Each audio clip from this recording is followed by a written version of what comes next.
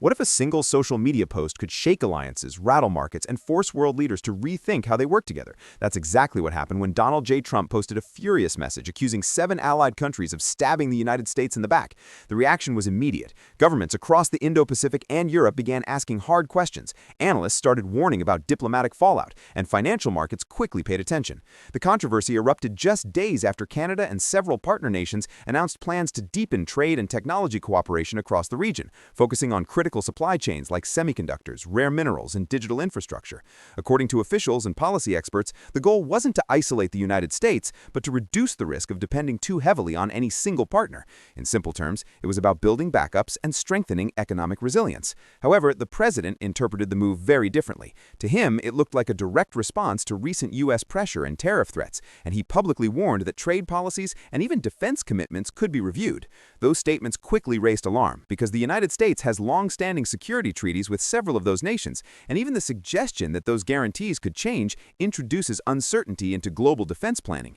Markets reacted quickly as well, with currencies shifting and resource-related stocks moving as investors tried to predict how a new economic alignment might look if allies begin building parallel supply networks that rely less on Washington. Experts say the situation highlights a deeper issue. Alliances depend heavily on trust, and when trust weakens, countries naturally begin looking for alternatives. That doesn't mean they're abandoning old partnerships, but it does mean they want options. Think of it like a factory that relies on one supplier for fuel. If that supplier suddenly threatens to cut off deliveries, the factory will immediately start searching for other suppliers. That's essentially what many countries are doing with technology, minerals, and digital infrastructure today.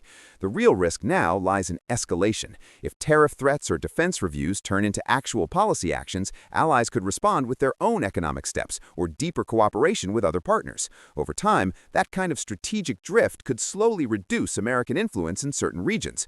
For now, the next few weeks will be critical as governments respond publicly, negotiate quietly, and watch how markets react. So, the big question remains, is this simply another loud political moment or the beginning of a deeper shift in global alliances?